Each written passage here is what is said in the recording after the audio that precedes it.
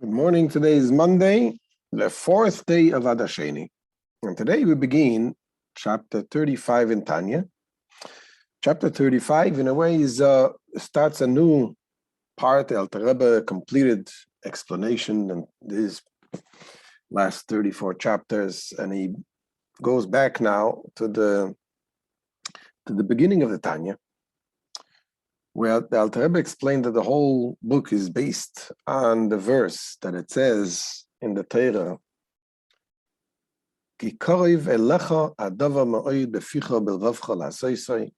that it is very near, very close to achieve the serving Hashem, to beficha with your mouth, bilvavcha with your heart. What does it mean with your heart? It could mean with the thought. It also could mean with the feeling. To do it in action. And so this Alter Rebbe explained in this Tanya how it is near, it is close to a person to serve Hashem, not only to serve Hashem, even with the heart, even with the emotions, meaning feeling love and fear of Hashem. And he raised the questions, how? How is it possible? We know we love our material things. How can we develop love to Hashem? So he explained in length in different ways. One way was by meditating about the greatness of Hashem. That leads, so which means the emotions that leads to do it, that's what counts. And even if a person is not capable of meditating, he says, still we have the hidden love to Hashem, that is the essential love that there is in every Jew, to be close to God. And therefore, when you think about those things, it helps you to do the right thing. Then the Alter Rebbe gave advice also how to fulfill it, because in order to fulfill this, it has to be done with happiness, with joy. So he dealt with different challenges that a person may have, and how to deal with every challenge, even the understanding we have very strong Yetzer Hara, evil inclination that drags us down, and we should. Alter Rebbe explains how this is, on the contrary, should strengthen us to realize that we're doing the right thing, and so on and so forth. Then he spoke about the dullness of the heart, how we need to be besimcha, even when we have the dullness of the heart. He says you have to crush the Yetzer Hara, crush the evil inclination.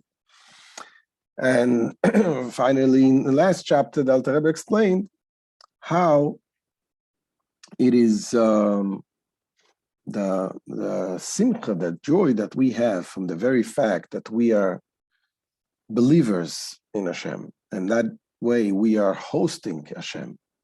Hashem wants to have a place. He wants to dwell in this world, and he wants that we should host him. How do we host him? Is by the very fact that we believe in Hashem. We believe in God. The true belief.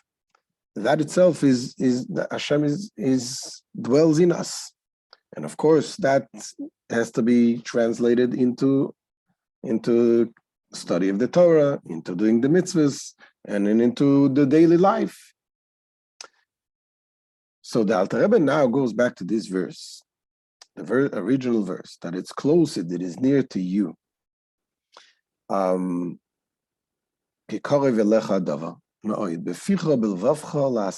your mouth and your heart, to do it, that you may do it. And when you read this verse, says the Alter Rebbe, we need to understand this last word, that you may do it. When you say it is close to you, in your heart, in your mouth and in your heart, it should continue, and in your actions and in your deeds. But the fact that the verse doesn't say that, but it says it's close to you in your mouth and in your heart, so that you may do it, that indicates that it's not just that a Torah is telling us you have to focus on these three things in your heart, in your thoughts, in your speech, and in your actions. But when you say that you may do it, it means that everything, the bottom line is the doing. Do it with your heart, do it with your thoughts. But the bottom line is that you may do it.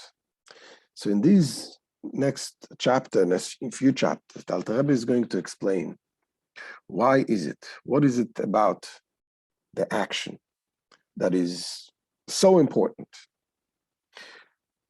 You may think that in order to connect to Hashem, it is important to have the emotions, feelings, that you experience the greatness of Hashem. Here, the Torah says, no, the bottom line is the action.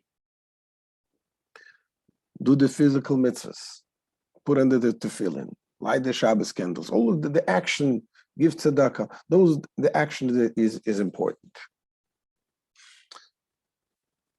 And the Alter Rebbe is also going to raise another question.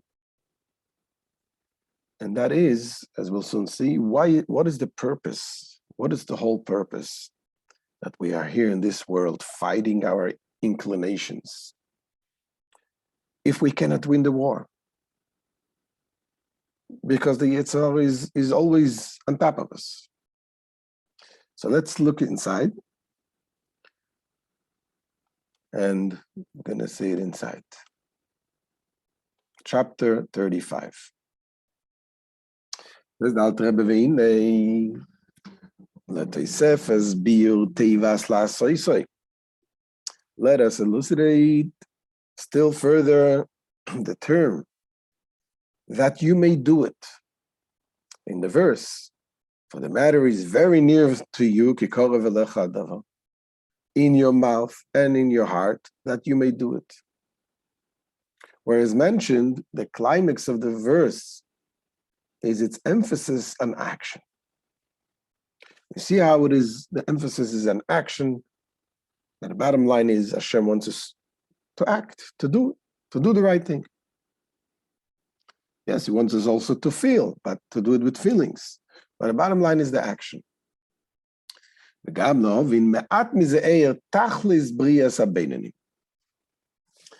also, let us also understand, in a very small measure, the purpose in creating the Beinanim. What is the Beinanim? So this we explained in length in the previous chapters. There is the tzaddik, there's the rasha, and there's the Beinanim. A tzaddik is a righteous person, a person who completely eliminated his evil inclination. He doesn't even have a desire to do anything bad. Only he transformed basically his animal soul. The rasha is a person who actually commits sins. The Beinani is a person who is the intermediate, that is not doing anything against the will of God. Not in thought, not in speech, and not in act. He always is full control. However, he did not transform his evil inclination. He still has thoughts that comes to his mind, but he controls them right away. But he has desires that come up in his heart. So the Alter Rebbe is asking here, what is the purpose? Why did God create us as Beinanim? And this is something we cannot change. Not everybody can be a tzaddik. Until Mashiach comes, then we'll become tzaddikim, all of us. But what is the purpose?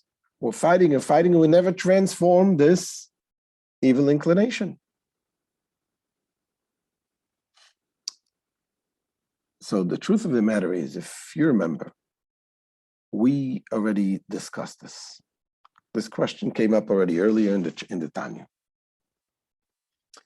And the Alter Rebbe gave answers already.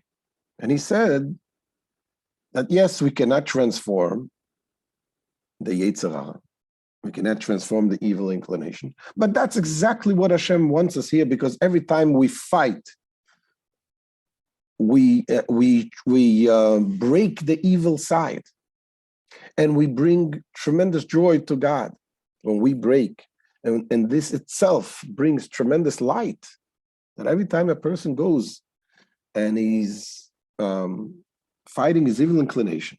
You want to do something, you want to look at something, and you look away. You want to think about something, and you think about something positive.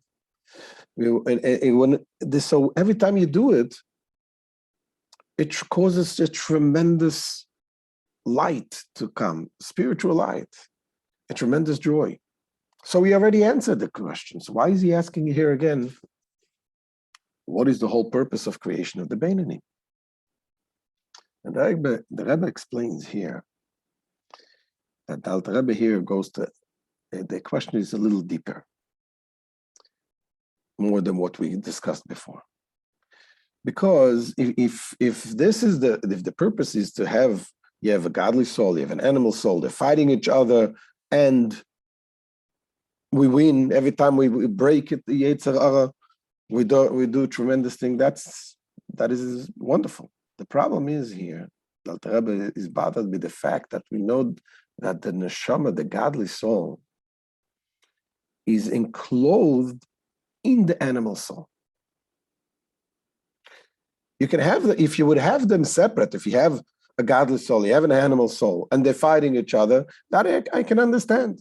But why is it that God brought this godly soul down into a tremendous exile, so to speak, in the animal soul, and yet is not able to transform it?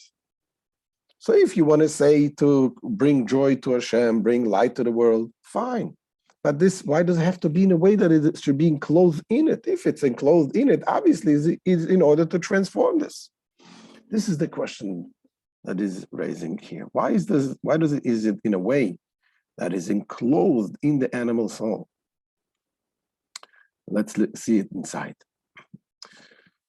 So we have to understand what is the purpose of the creation of the Beinonim.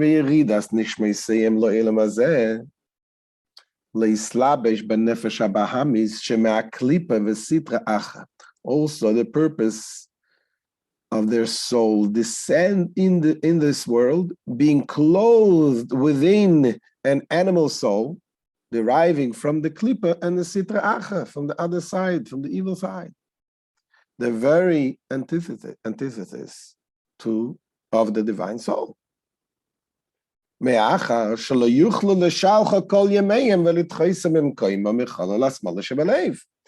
they will not be able to banish the animal soul throughout their lives, nor even dislodge it from its place in the left part of the heart. When the whole life, we're not going to be able to remove this animalistic desires, so that no evil imaginings rise from it to the brain. Indeed, it does, constantly, throughout the life. We have this, Yetzer Hara brings constantly thoughts into the brain. In as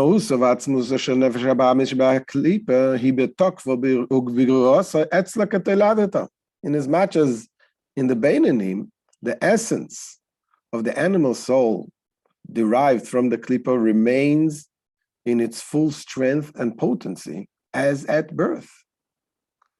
So it remains strong. Not only that, in all the other places in Tanya, the Alter Rebbe says that it not only remains as strong as by birth, but it becomes even stronger. Because when a person experiences physical experiences, you eat, you drink, you think, you see things, you experience physical, materialistic experiences, that even emboldens and strengthens the animalistic souls and desires. So what's the point? Why is the godly soul enclosed in them? That the Beinoni cannot remove this. The only thing the Beinoni can do is except that its garments, meaning its forms of expression as evil thought, speech, and action, do not clothe themselves in their body, as mentioned above in chapter 12.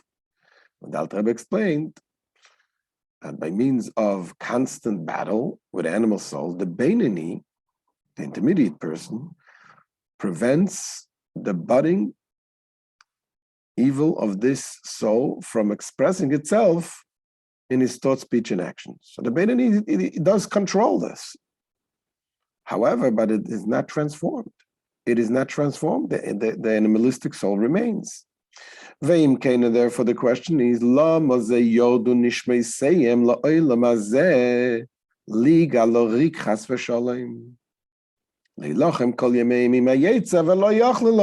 why then did their soul descend to this world to strive in vain, God forbid, waging war all their lives against their evil inclination, yet never being able to vanquish it? So what's the point of this? Fighting and fighting and fighting, having a godly soul in the animal soul and not being able to conquer it. So the Alter Rebbe begins here the explanation, and we're going to continue tomorrow. He begins as follows: V'tehi zois nechamosam lenachamam bekeflaim. Let this forthcoming explanation be their solace, to comfort them in a double measure of aid. Lenachamam bekeflaim letushia ulesameach libam ba'Hashem ha'sheichen itom b'soich teirasam v'avidasam. To give them a double measure of aid and to gladden their hearts in God, who dwells among them in the Torah and divine service. Meaning, the explanation will show them how to find comfort and joy in the godly light that abides within them when they study the Torah and when they engage in the service of God. So this is what Alter Rebbe is going to explain. We're going to continue tomorrow.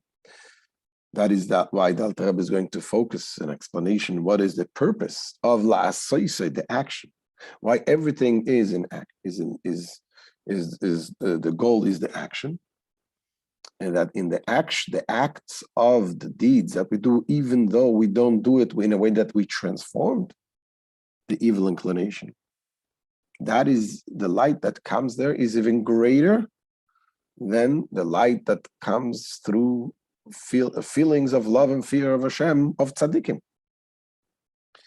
So we will continue, God willing, tomorrow. All the best, and don't forget to share, subscribe, invite the friends. And B'ezrat Hashem tomorrow morning.